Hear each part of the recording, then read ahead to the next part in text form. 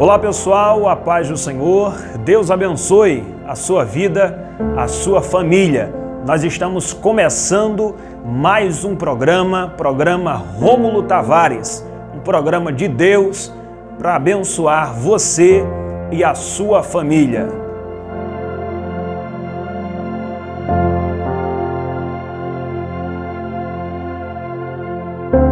Você que tem acesso a uma Bíblia Sagrada aí na sua casa ou até mesmo no seu celular, no seu notebook, o que você tiver. Se você tem acesso a uma Bíblia, eu quero convidar você a abrir a sua Bíblia para acompanhar uma pequena leitura que iremos fazer agora nesse momento.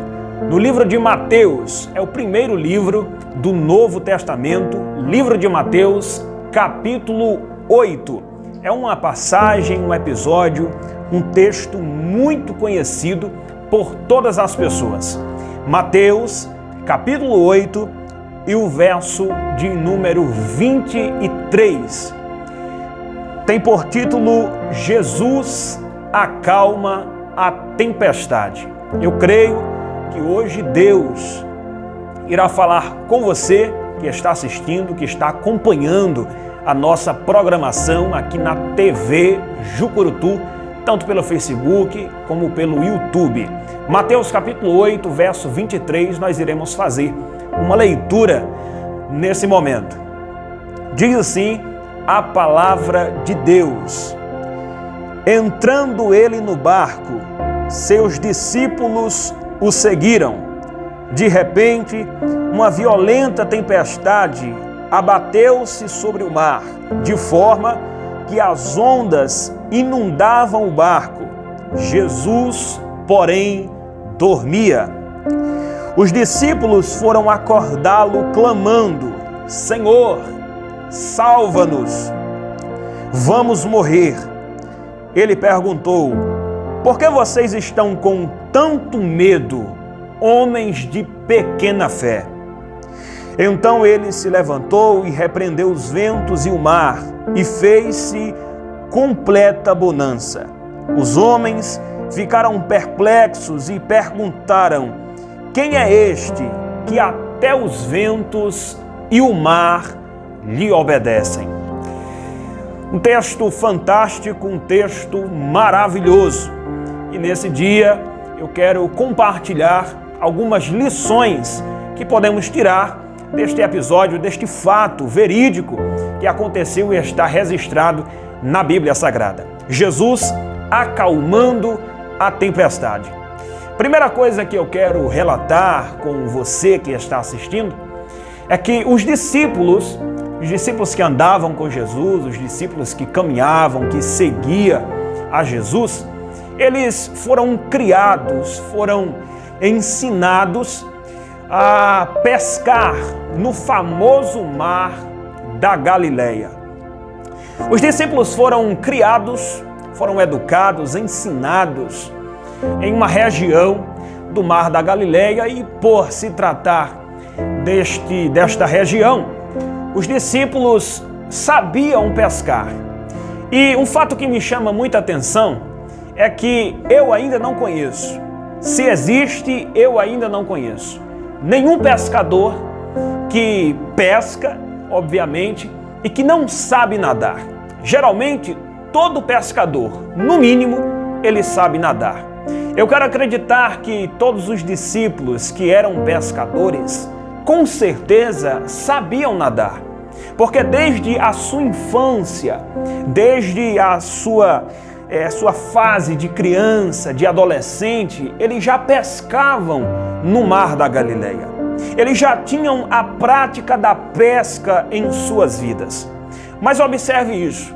Jesus, certo dia, vai convidar todos os discípulos para entrarem no barco, para viajarem ou navegarem para uma outra região. A Bíblia vai chamar de outro lado. Jesus entra no barco, os discípulos também entram no barco, e eles estão no meio do mar, e a Bíblia vai dizer, está escrito na Bíblia, que vai se levantar, vai surgir uma grande tempestade. Observe isso. Eles ficam surpresos com aquele acontecimento, certamente porque eles não estavam preparados para aquela tempestade.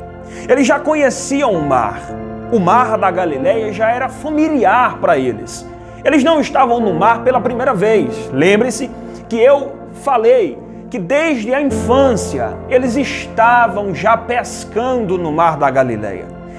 Mas aí surge uma tempestade e eles ficam surpresos porque não estavam esperando. E eu vou citar um exemplo muito prático. Estamos chegando no tempo do inverno, no tempo da chuva, o tempo que todo mundo, você aí que está na zona rural, você que mora no sítio, que passa o ano inteiro esperando por esse momento, esperando pelo tempo da chuva, você que tem as suas plantações, quer que Deus mande chuva, né, para regar a terra, para que as suas plantações deem frutos. Pois é. Nesse tempo nós, quando saímos na rua, quando vamos nos deslocar para outro lugar, nós sempre levamos um guarda-chuva. Sempre saímos com um guarda-chuva no tempo do inverno. E isso se chama preparação. Por quê? Porque a qualquer momento a chuva pode vir. E nós não vamos ficar surpresos porque nós já estamos com guarda-chuva. Isso é preparação. Se a chuva vier e eu não estiver com guarda-chuva, eu serei pego de surpresa, porque eu não estou preparado. Os discípulos estavam surpresos ou ficaram surpresos porque não estavam preparados para aquela tempestade. E observe isso, os discípulos, vou repetir mais uma vez, já estavam acostumados com o mar da Galileia. Talvez não era a primeira tempestade que os discípulos tinham enfrentado, não. Mas, por mais que os discípulos soubessem nadar, por mais que o mar da Galileia fosse familiar para os discípulos, por mais que eles não estivessem no mar pela primeira vez, eles não pularam do mar, eles não se jogaram no mar. Por quê? Porque se os discípulos são pescadores e eles sabem nadar, quando veio a tempestade, por que eles não pularam no mar? Por que eles ficaram no barco? Por que eles não tentaram pular e sair daquela tempestade, sair daquele sofrimento? É porque o lugar mais seguro para se estar em uma tempestade é dentro do barco. Eu não sei qual é a tempestade que você está enfrentando, mas receba essa palavra. O lugar mais seguro para se estar diante de uma tempestade é dentro do barco. Você pode até conhecer o mar pode até ser familiar para você, você pode até ter as suas habilidades, mas em uma tempestade, o lugar mais seguro é dentro do barco. Aconteça o que acontecer, não chute o balde.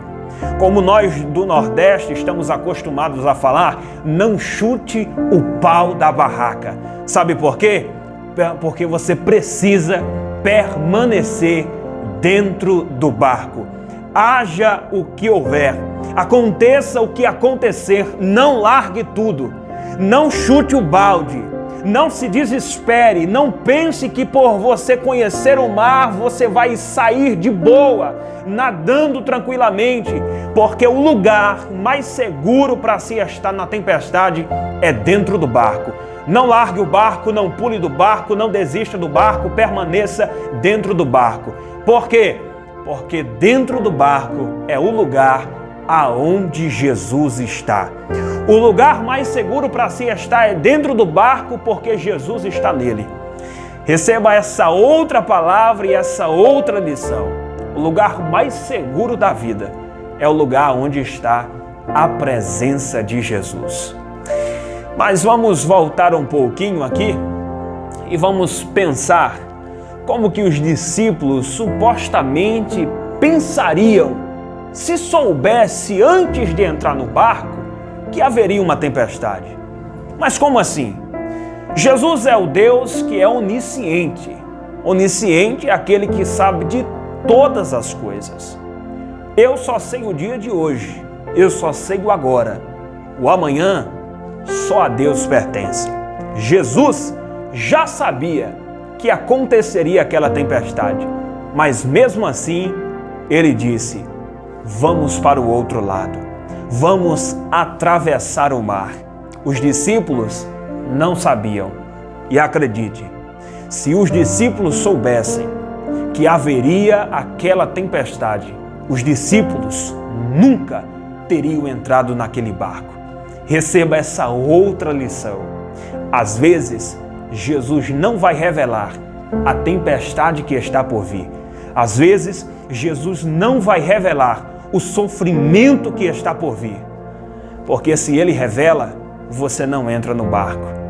Às vezes, Jesus vai ficar em silêncio, porque o seu lugar, o lugar para onde você deve ir, é para dentro do barco e não sair dele.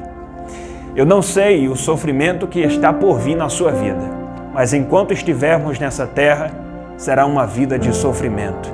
Mas o que acalma o nosso coração é porque sempre depois do sofrimento vem a calmaria, vem a bonança.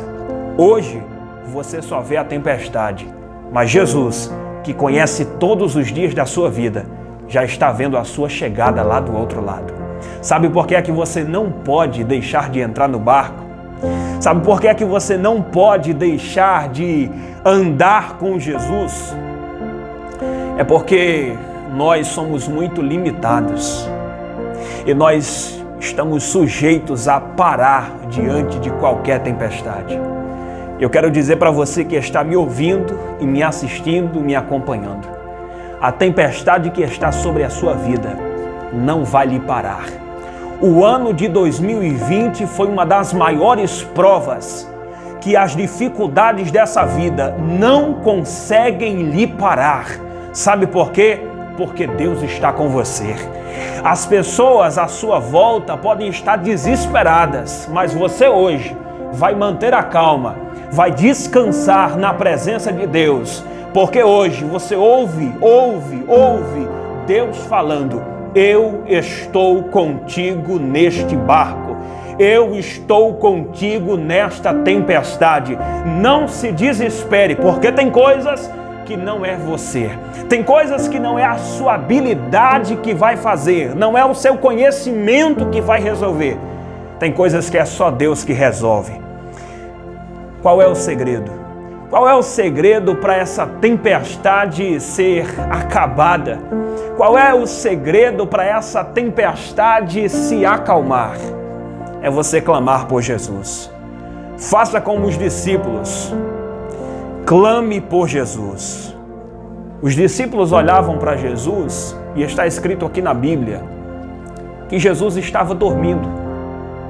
No meio daquela tempestade, Jesus estava dormindo. No meio daquele sofrimento, daquele aperreio, Jesus estava dormindo. Eu vou falar algo para você que eu ouvi de um amigo meu, vou até citar o nome dele, Amizadai Lira. Ele disse que o maior milagre não foi Jesus acalmar a tempestade. O maior milagre foi Jesus não perder o sono naquela tempestade. Sabe o que Jesus quer lhe ensinar? Sabe como é que Jesus quer lhe preparar? É que no meio da tempestade você não perca o seu sono. É que você consegue sim descansar enquanto o mundo inteiro à sua volta está em um caos, está em desespero. Receba essa palavra hoje, que Deus abençoe muito a sua vida. E não se esqueça, não importa o tamanho da sua tempestade, o Deus que está com você é maior do que ela.